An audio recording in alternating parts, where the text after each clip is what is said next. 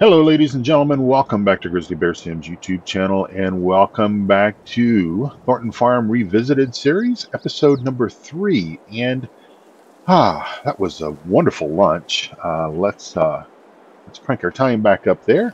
And I we took a break in the day's actions in the day's work to come up to Mr. Thornton's pub and have a nice lunch.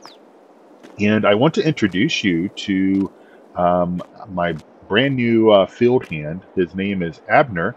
Abner is going to be helping us on the farm. Abner, his skill set is in a little bit in agriculture, but also very strong in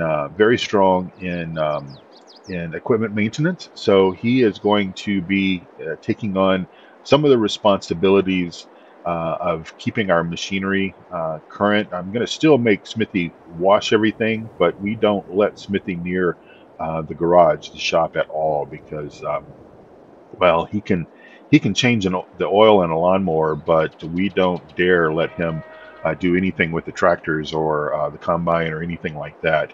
Um, while we're here at the pub, Mr. Thornton did ask us if we could bring a mower up here and mow some of this back here because it's in a terrible state. And this playground equipment and stuff back here for the kids.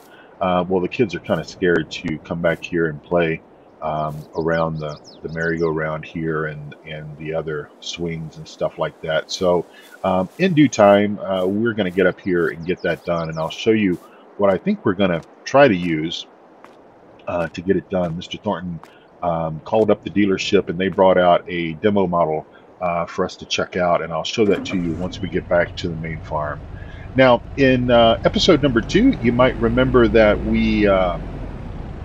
what did we do? Oh, we fed the cows and we sprayed liquid fertilizer in field number 19, and then off camera, I sprayed herbicide over here in our cornfield, which we'll drive past here in just a moment. Got that done, got those weeds killed. Today's tasks that we're going to do, other than having that cheeseburger and fries back at Mr. Thornton's farm, or Mr. Thornton's pub, we're going to do some weeding today. I've actually never, since Farm Sim 22 has come out and has introduced weeds into the mix of the gameplay, I have never used the mechanical weeders before. I've always just sprayed, and to be quite honest, I'll have to admit that I'm really not sure what the advantage to weeding is versus spraying. I kind of walk around the field and I see that the yields are still about the same before and after. Say for example, before the weeds appear, and kind of after I have either run the mechanical weeder or sprayed. So not really sure, but I thought we would do that today, and maybe some of you folks that are a little smarter than I am could help me out and give me the straight and narrow on to weed or not to weed with the mechanical weeders. Now, let me just back up here just a second. Also, you know that I gave Smithy the task, which he completed. It took him a while because, like I said in the previous episode, he stopped off and messed about a little bit on the way back from Calmsden. But he did bring us up some straw, so we have enough straw to get us to the point in which we can do our first wheat harvest, and then obviously we'll get straw off of that. So this is what the shop brought us up here to look at, and if it works out for us, we will certainly entertain buying it. And I took a spin up through there, when they dropped it off earlier this morning, and it works really well. And let me just kind of show you a little quick demo. We've got it set in the mulch mode, which basically will leave no trace of any grass behind. Let me back up a little bit where the sound isn't so bad, but I think this will make I think this will make pretty light work of the tasks of getting that area around Mr. Thornton's pub back looking safe and such as that. And I tell you, if this pub were in Texas, depending on what part of Texas, you certainly wouldn't want to go off into that grass, especially in the springtime time. You know, my dad still lives in Texas. He's telling me, I talk to him a couple of times a week, and he's telling me that the rattlesnakes are active, and people are already starting to see them quite regularly. So that's that mower, and this is on the Mod Hub, on the Giants Mod Hub, so it's available. I don't know if it's available for console. Don't really know if I have many console people that watch my videos, since I am 100% sort of specific to PC, the PC version, but it might be out there for console. As a matter of fact, I think it is, because I think the description mentions the number of slots that it takes for console. So we'll get back in the Gator and we'll go up to field, what is it?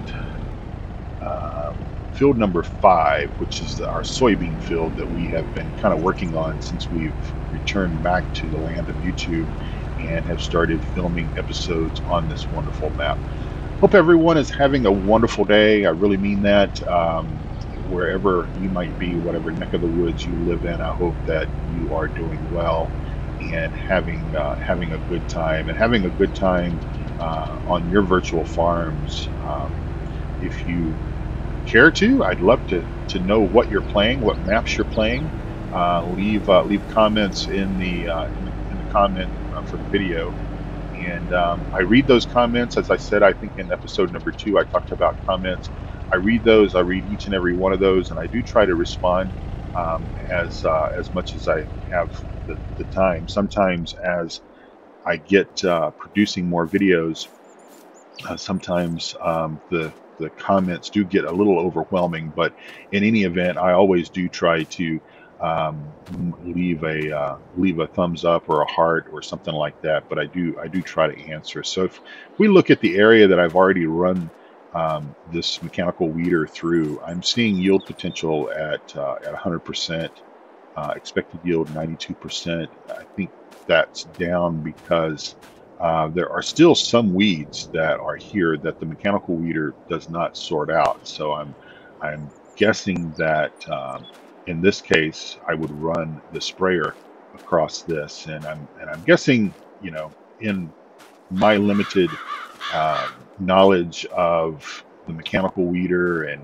the way that weeds and everything occur within FarmSim 22, that essentially the effort that we're putting in running the mechanical weeder when we can is just to save on the cost of the herbicide. If anyone's got any other ideas or actual facts, please share them in the comments section, and I'll certainly read those and take those to heart and put them within practice here on the farm. But I'm running this little John Deere. This is what we use to pull the spray rig, and it's got the row crop tires on it. So even though I will just jump out and say that this says, let's see, I need to go up here where there's still some weeds. It'll tell me that to run the hoe, and this is more or less the weeder that I found. I'm guessing that this is what they're talking about, because it does. I mean, it is removing some of the weeds as I make the pass, but as I said, it doesn't remove everything. So just left and turn. We've already got a bit of a headland cut there, and we'll just do this and finish up this field, and then we've got one more project to do that I want to get done before we close out this video. But hope everyone, like I said, I hope everyone is having a wonderful time, and I'm so thankful. My second video is actually going to drop today. Today in the real world is Monday. I think it's the 20th of March. This year has gone by so quickly, hasn't it? I don't know if that's been the experience for you all, but this year literally has just flown by. It seems like just yesterday it was the holidays and the new year um, and all that stuff. And here we are. March is almost done, and soon it'll be April, and uh, it's just and then soon after that it'll be the dog days of summer. I'm not looking forward to that at all. I will tell you that both my wife and I have already gotten bored with winter. It has been the Farmer's Almanac, and I read this last year. I didn't read the Farmer's Almanac, but I read news reports about the Farmer's Almanac and what it was predicting for the area, what it was predicting for Colorado. And it had said that it was going to be a unseasonably colder and wetter winter season, and it has been spot on. The Farmer's Almanac is predicting that the summer will be a little hotter than normal, and hotter in Colorado, especially in Denver, is probably into the mid 90s. We do have a few days of triple digit, but those are usually, like I said, only a few days out of the entire year. But it's also supposed to be wetter, so that'll be good because our trees and shrubs and my grass just really suffer here in Denver when we have really warm days, consecutive, mid 90s or even closer to the upper 90s without a whole lot of rain. And I really think that there's so much of a difference between the liquid nourishment that Mother Nature provides versus what I can get out of my sprinkler lines or a water hose. And if it is going to be a little warmer this year than normal, then I'm certainly hoping that Mother Nature provides us with a little more rain during the summer months. And of course, it kind of thinking about that, I'm kind of reminded of the fact that last year, and this kind of ties in with my hiatus from YouTube, was a very busy summer. As I said, my dad still lives in Texas. My mom passed away coming up on 4 years ago. He's doing fine. He still struggles with her being gone, but I think that's just natural when you've shared a life that was 53, 54 years, something like that, that they were married. They'd known each other a little longer than that, but dating and stuff like that. But I think that just, it's natural, and I'm sure that others out there who have lost a parent and have helped the remaining parent, whether it be your mom or your dad, through life, through the struggles that is presented to them each and every day of living a life alone, is difficult. But I talk to him a couple of times a week, and that seems to really help him. Now, my wife and I went and visited him last fall. We had a wonderful week-long trip down to Texas. It was quite warm still, but we enjoyed it. And my dad enjoyed it. And, saw some other family members and saw some of my old friends and stuff. And it was just a wonderful time. But yeah, just kind of helping him through a few things, and um, just being there as much as I possibly can for him, even though for the most part I'm 1,000 miles away. But I try to get there as often as I can, whether it's just me going down by myself or my wife and I both going down. But had a lot of other DIY projects. Last summer seemed to be the summer that toilets in my house began to break down. And we bought an older house built back in the early 70s, and it's just, they weren't. I don't think they were original toilets, but we had upgraded one of our toilets a number of years ago, and of course I had replaced some of the innards, the flapper valve and the handles and the other mechanism inside the toilet. I'd done that kind of maintenance, over the years. We've been in our house for almost 20 years, actually. And but this toilet we bought a few years ago was and I tell you, these are awesome, especially when you get a little bit older like I am, and I'll be 57 this fall. It's a higher toilet than your standard what might be in your house if your house was built in the 70s or 80s or whatever. And it's only, I mean, we're only talking about maybe an inch and a half, actually higher, taller. Um, and then of course it's got the oblong bowl versus the more rounded one. But this last summer, my wife and I was like, well, we need to just replace all of the toilets because regardless of where we might be in the house, if we're using one of the older toilets, it's kind of a shock because you're expecting, because we normally use the newer, taller toilet, and it's kind of a shock when you sit down and you're expecting the seat to be where it is on the new toilet, the new version of the toilet, and it actually is an inch or so lower, and you're like, okay, where is it? When am I going to hit it? So I did that this last summer, and I'm very thankful that so many of the chores around the house I'm still capable of doing. I don't mean to say that as if I'm an invalid or anything like that, but things that I can do, that I still can do, I definitely want to still be able to take those chores on because it's sort of important to me to be able to continue to do that. Plus, it saves money, right? We did have a problem with our sink, our kitchen sink, last summer as well. Like I said, this was the summer of plumbing troubles, including toilets and sinks. In that, I got under there and started looking around at it, and I'm like, if I do this, and I probably could do it, it would take me obviously a lot longer to do it than it would a professional plumber.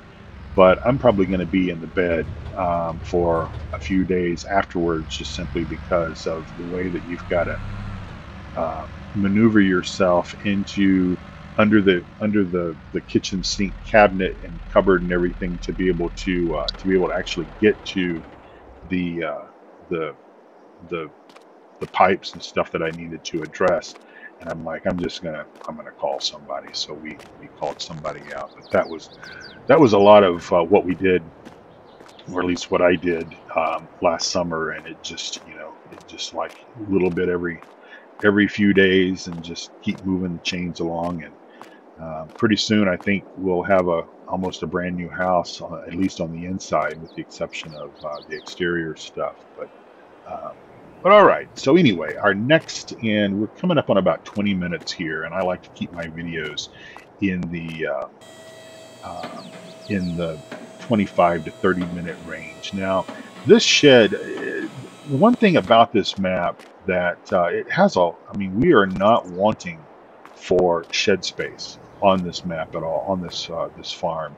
And I've got most everything that's easily accessible covered. I like to keep things under cover.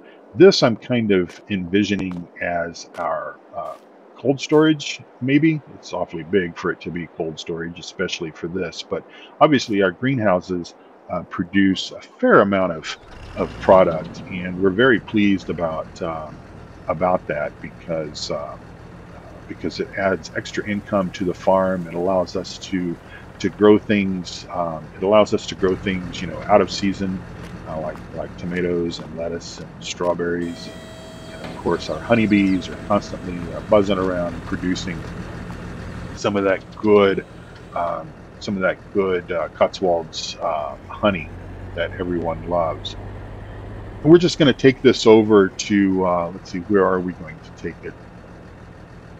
We're going to take this over to Farm Store Bay 1 and sell this and see what we get for all of it. And I think they accept everything over there. This was the deal that Mr. Thornton made with those folks over there. And sell that, and then we'll get back to the main farm and wrap things up. there's our little sheep pasture. I think I talked about the sheep yesterday when I kind of gave an overview of some of the things that we were doing. They're running around. They're happy, and if they're happy, then obviously we're happy. Um, and we will just go from there. One other thing I want. This is completely off the subject of farm simulator and farming. But when I was a kid, when I was a little kid, my family and I, my mom and dad, we loved playing board games. And of course, we had Monopoly, we had Life, we had, um, Payday. I think was a board game back then. Obviously, Clue, some of those kind of things. And of course, we would occasionally play checkers and dominoes. I had aunts and uncles that were just mad over dominoes. And anytime the family would gather, this is on my dad's side of the family, anytime that group of relatives got together, there was always dominoes being played. Um, and I enjoy a good game of dominoes as well, like the next guy. But when I was a kid, we had a checkerboard, and on the back side of the checkerboard was a backgammon board. And I tried playing. A friend of mine at school kind of knew how to play, but I never really grasped the concept of the game of backgammon. And so my wife and I, oddly enough, we watched this series on the BBC. I think it's on BBC or ITV, called Grantchester, and it's set in the 50s or early 60s. Did I just pass our sell point? Nope, it's right here. It's set in the 50s or 60s in England, and it's about a cop, and a priest or a preacher, a vicar, I should say, and they solve crimes together, and they enjoy playing backgammon. And so we were watching it, and we watched this for years, and it was only just right before Christmas that we were watching one of the episodes. And I thought to myself, I'd really like to learn how to do that, because I never did as a kid. I never really understood it. Never got the grasp of it all. So we scored 14,671 plus 712 bonus on environmental score reward. So that's good. Anyway, I put down on my Christmas list, because I was quite honestly, I was looking for things to add to my list. My wife had been on me for several weeks about, what do you want for Christmas, Jerry? What do you want for Christmas, Jerry? And so a few things I put on the list, some books that I was interested in reading, and I kind of thought, well, she and I enjoy playing board games. We enjoy Monopoly and Clue especially, and so I put on the list backgammon, and I just picked a kind of an El Cheapo set on Amazon that was probably in the, I don't know, 18 or $20 range. It's a medium-sized board if you're familiar with backgammon as far as the boards and stuff go. And she gave it to me for Christmas, and we started playing. I think we started playing backgammon, or started learning backgammon, on the day after Christmas, on Boxing Day, the 26th. And we have played two or three games every single day since then, and we both equally improved. My wife is pretty analytical in the way that she can see things, and she can count those spaces out and look at the dice, and she knows, I'm kind of still going, okay, one, two, pointing at the uh, at the spaces on the board, going one, two, three. Okay, if I move that one there, then I can move this one here, and all that. She kind of just sees that stuff a lot more naturally than I do. But anyway, we're improving, and I would say that on average, we've kind of kept a little tally of who's won each day, and we're pretty equal in the games. That she's kind of on a losing streak right now, and that doesn't necessarily equal the fact that I have improved my game any at all. It's just, it's the roll of the dice, and you just never know. So we're actually looking at upgrading our backgammon board into a more professional, fancy, wooden with a wooden surface versus the felt and stuff like that. So anyone that's out, anyone listening to the sound of my voice, or you guys play backgammon? Do you enjoy it? Let me know in the comments, and we can maybe share our frustration about the game. But it's really it's a wonderful game. I mean, it's a beautiful game. I know they say soccer or football, English football, soccer is the beautiful game. And it is. I mean, we enjoy watching World Cup and stuff like that. But just as far as a board game goes, and the time that my wife and I share each other's company and everything while playing it really is a wonderful game. So anyone else playing that. So, well, ladies and gentlemen, it has my counter or my clock on my recording software tells me that I've been rambling on here about 26 minutes, almost 27 minutes. So I'm going to start wrapping things up. Wanted to give another shout out to Big A. Big A came to us in the first video. He posted a comment and mentioned that he is a friend of Fury Machine Gaming's channel and came over and dropped a subscription with the Grizzly Bear Sims YouTube channel. So very much appreciative to Big A for doing that. I've been out of this for about 13 months, and I've lost some subscribers, and things have kind of changed with the relationship, with the partnership relationship with YouTube. But working on getting all that back together, and just enjoying spending time on the map, farming on this Thornton Farm revamped map that we're calling Thornton Farm Revisited. Just enjoying that, kind of reminiscing on how things were back in Farm Sim 17 versus now, and really enjoying putting the content out and interacting with you all through the comments. So definitely leave comments for me. If you have questions, ask me questions. If you just want to tell me what you're doing, how you're doing, do that as well. It kind of gives me something to do, and it sort of gives me the opportunity to then maybe talk about those things, answer your questions in the videos and stuff like that. It is difficult. Anyone that does this, I'm sure that Jim, Fury Machine Gaming, will attest to this, that sometimes it's difficult to find things to talk about, and I guess it intensifies the fact the more videos you put out, and if you live somewhat of a boring retired life like I do, it becomes a little bit of a challenge to find the things to talk about. So if you guys have questions or want to bring up subjects or whatever in the chat, in the comments, please help me out. And we're going to advance into the next game day, into the mid to late May timeframe for the next video, and we'll find out what we need to do then. So thank you all again for watching. Please take good care of yourself and also those around you. God bless you all, and I'll see you back here on Thornton Farm Revisited for episode number 4 someday very soon. Bye for now.